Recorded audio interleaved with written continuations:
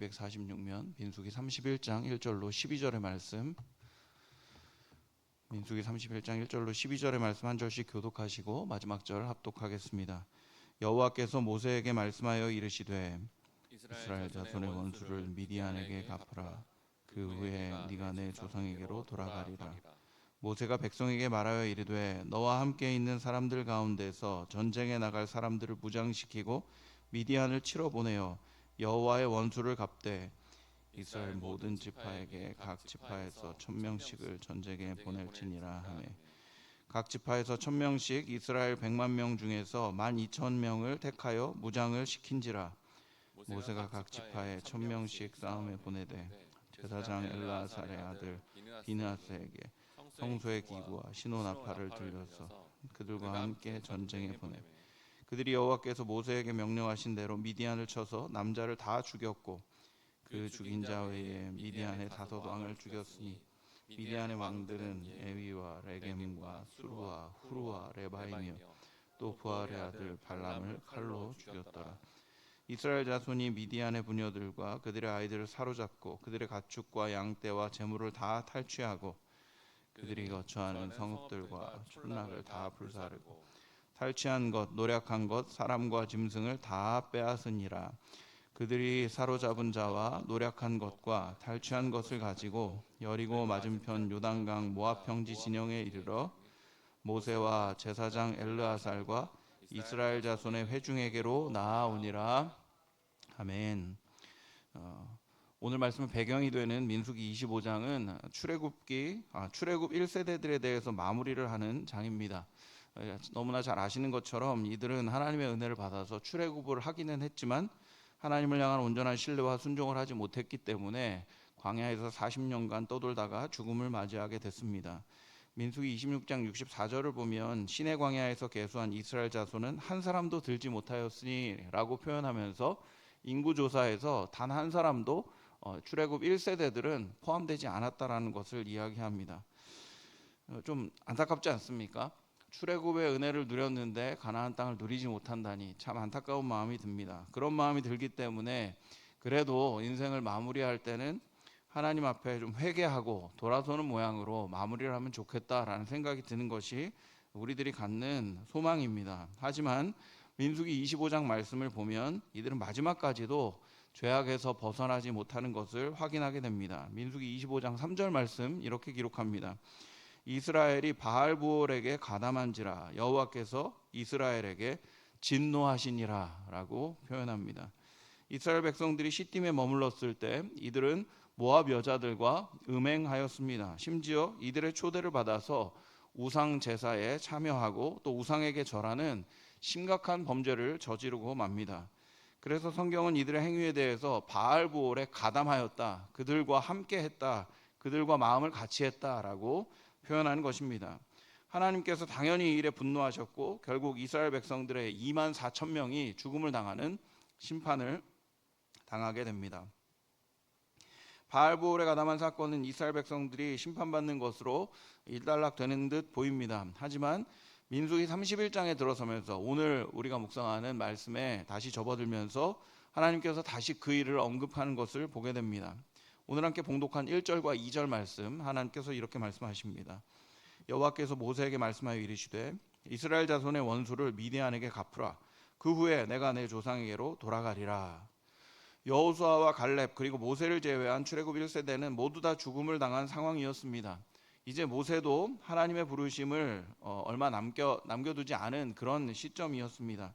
이런 상황에서 하나님께서는 모세에게 원수를 미디안에게 갚으라 라고 말씀하십니다.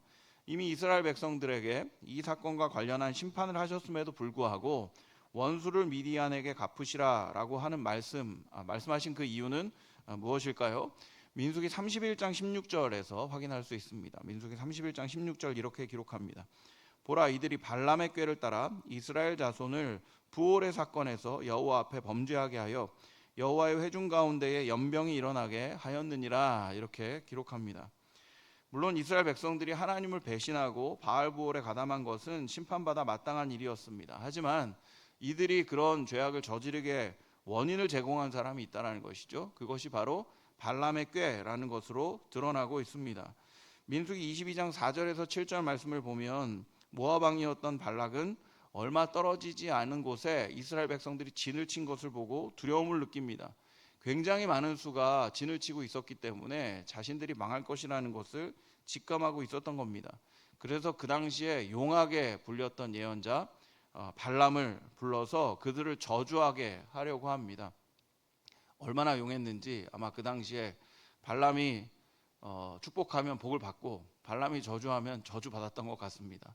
그래서 모압 왕이 그를 불러다가 그리고 미디안 장로들과 함께 그에게 사주하는 겁니다. 이스라엘을 저주해 달라고요.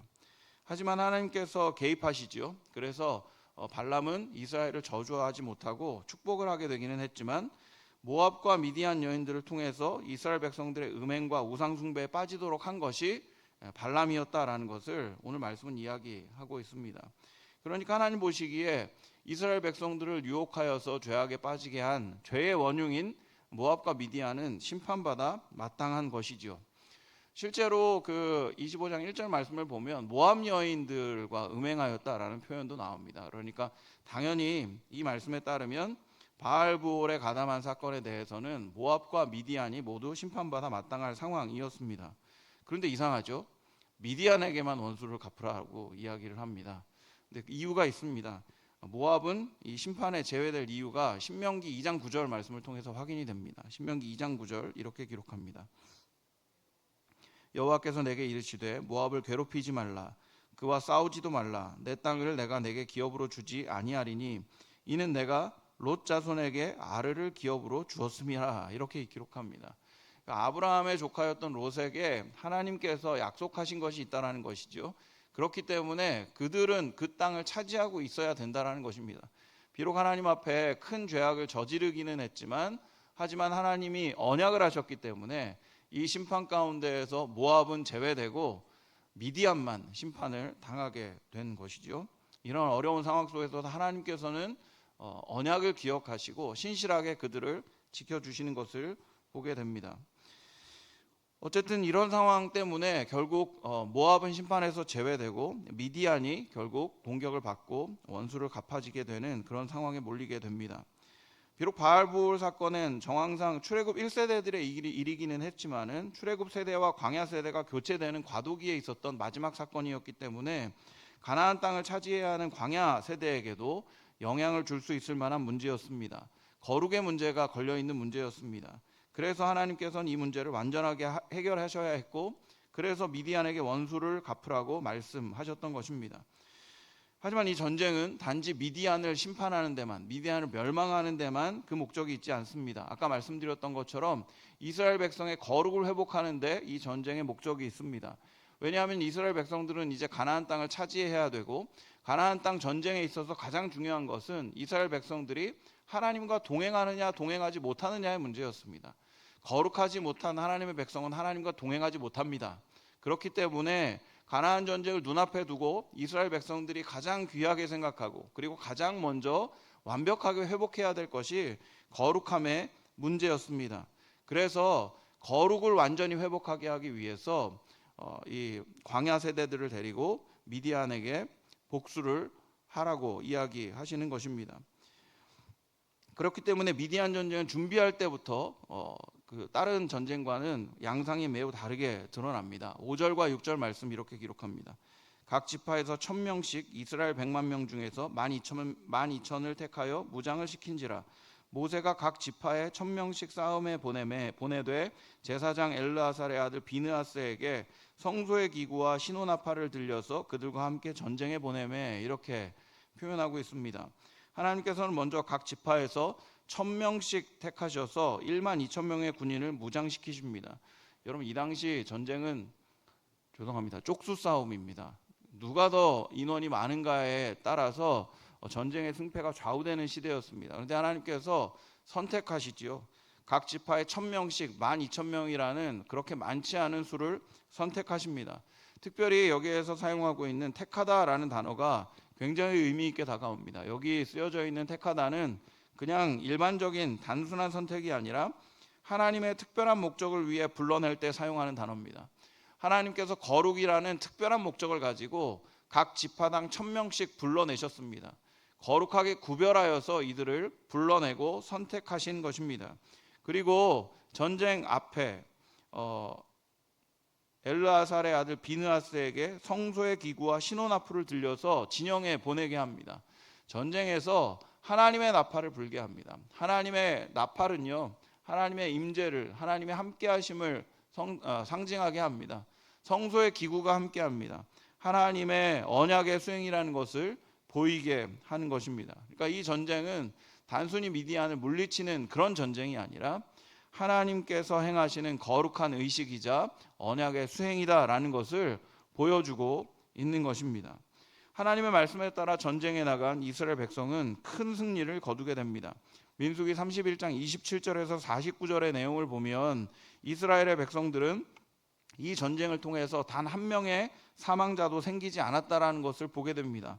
그리고 엄청난 숫자의 노략물들도 얻게 되었다라는 것을 보게 됩니다. 하지만 말씀드렸던 것처럼 이 전쟁에서 가장 큰 관심은 노략물이나 큰 승리가 아니라 거룩이었습니다. 그래서 하나님께서는 전쟁을 마친 1만 2천 명의 군사로 하여금 정결의식을 하도록 합니다. 민수기 31장 19절에서 24절의 말씀 이렇게 기록합니다. 너희는 이레 동안 진영 밖에 주둔하라. 누구든지 살인자나 죽임을 당한 사체를 만진 자는 셋째 날과 일곱째 날에 몸을 깨끗하게 하고 너희의 포로도 깨끗하게 할 것이며 모든 의복과 가죽으로 만든 모든 것과 염소털로 만든 모든 것과 나무로 만든 모든 것을 다 깨끗하게 할지니라. 제사장 엘르아셀의 싸움에 나갔던 군인들에게 이르되 이는 여호와께서 모세에게 명령하신 율법이니라. 금, 은, 동, 철과 주석과 납 등의 불에 견딜 만한 모든 물건은 불을 지나게 하라. 그리하면 깨끗하려니와 다만 정결하게 하는 물로 그것을 깨끗하게 할 것이며 불에 견디지 못할 모든 것은 물을 지나게 할 것이니라. 너희는 일곱째 날에 옷을 빨아서 깨끗하게 한 후에 진영에 돌아올지니라. 이렇게 기록합니다. 여러분, 전쟁을 치르고 나서 얼마나 피곤하겠습니까? 빨리 집에 돌아가고 싶지 않겠습니까? 그런데 하나님께서 진영에 들이지 않습니다. 일곱째는 무려 7일 동안, 이레 동안 진영 밖에 머물게 하면서 굉장히 복잡한 정결례를 행하게 하십니다. 이건 무슨 의미입니까? 큰 승리를 거두고 엄청난 노략물을 가지고 진영으로 돌아왔지만 집으로 돌아가지 못하게 하는 이 행위는 정결의식을 마치고야 집으로 돌아가게 하심으로써 이스라엘은 승리한 사람이 아니라 정결함을 회복한 자가 집으로 돌아갈 수 있다는 것을 보여주고 있는 겁니다. 하나님의 관심은 승리자가 아닙니다. 하나님의 관심은 성공한 사람이 아닙니다. 하나님의 관심은 거룩함을 회복하는 것, 거룩함 그 자체에 있다는 것을 성경이 명확하게 보여주고 있는 것입니다. 이 사건은 가나안 땅을 정복해야 하는 이스라엘 백성으로 하여금 가나안 정복 전쟁 역시 거룩한 전쟁이어야 된다는 것을 깨닫게 해주는 역할을 해주었으리라 생각합니다. 거룩한 사람이 집으로 돌아오기 때문입니다.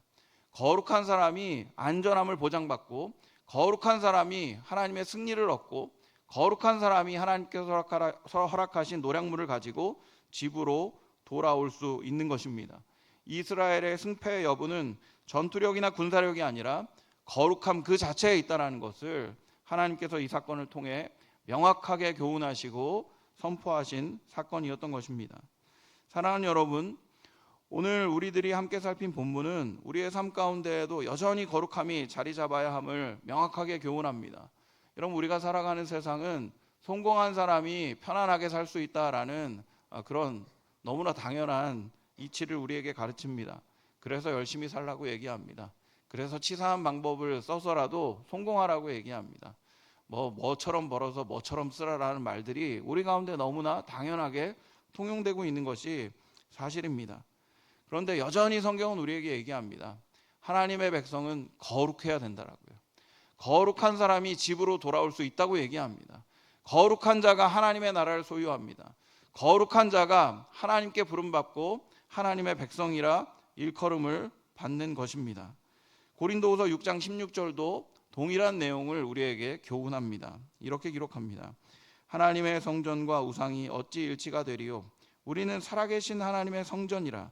이와 같이 하나님께서 이르시되 내가 그들 가운데 거하며 두루 행하여 나는 그들의 하나님이 되고 그들은 나의 백성이 되리라. 여러분, 우리가 하나님의 성전으로 이 땅 가운데 살아갑니다. 거룩한 하나님의 성전으로 살아갑니다. 그런데 그들과 하나님이 함께 해주신다라고 동일하게 이야기하십니다. 가나안 전쟁 속에 하나님께서 함께 하셔야 승리가 보장되었기 때문에 거룩함을 하나님이 요구하셨습니다. 이 땅도 동일합니다. 이 땅에서 우리가 살아가기 위하여, 이 땅에서 하나님의 백성으로 살아가기 위하여 우리에게 필요한 것은 하나님의 동행입니다. 하나님이 우리 삶 속에서 역사해 주셔야 우리가 이 땅에서 살아갈 수 있습니다. 생명을 누릴 수 있습니다. 그러기 위해 우리는 어떠해야 됩니까? 하나님의 성전이 되어야 됩니다.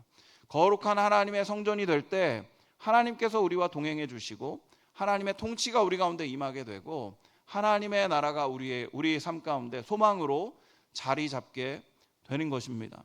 거룩한 자가 진영으로 돌아간다라는 너무나 단순해 보이는 이 사건의 교훈은 우리의 삶 가운데 이런 식으로 적용됩니다. 거룩한 성전으로 살아야 되는 이유를 우리에게 알려주고 있는 것입니다. 사랑하는 여러분, 오늘 말씀 앞에서 우리는 하나님의 거룩한 성전임을 기억하는 시간이 되길 바랍니다. 우리 삶 속에서 사실 거룩함이 그렇게 중요한 우선순위를 차지하지 않고 있는 게 사실이지 않습니까? 거룩함이 얼마나 중요한 가치를 삶 속에 이렇게 가지고 계십니까? 거룩함이 많이 퇴색되고 거룩함이 중요하지 않고 또 거룩함을 잃어가는 시대에 살아가는 것이 우리의 모습입니다. 하지만 하나님께서 여전히 우리는 거룩한 성전이 되어야 된다는 것을 기억하는 시간이 되길 바랍니다. 그러하여 구별된 삶을 하나님께 드림으로 이 땅 가운데에서도 하나님과 동행하는 인생, 하나님께서 역사하시는 인생 되는 우리가 되길 소원합니다. 참 성전됨으로 거룩함으로 주님께서 일하시는 터전이 되는 우리 모두가 되기를 주님의 이름으로 축원드립니다. 기도하겠습니다. 사랑이 많으신 아버지 하나님, 지금 이 순간에도 여전히 우리가 거룩하길 원하시는 하나님의 마음을 오늘 말씀을 통하여 깨닫게 해주시니 감사를 드립니다. 하나님의 관심은 승리한 자가 아니라 거룩한 자임을 기억하며 거룩한 자가 집으로 돌아갈 수 있다는 너무나 명쾌한 이 말씀을 오늘 마음판에 우리 마음판에 새길 수 있도록 은혜를 베풀어 주시고 우리가 하나님의 거룩한 성전임을 기억하며 주님과 동행하여 이 세상 가운데 주님을 드러내고 삶을 주님께 올려드리는 참 성도 될 수 있도록 은혜를 베풀어 주시옵소서. 날마다 우리와 함께 해주시고 은혜 베풀어 주실 줄 믿사오며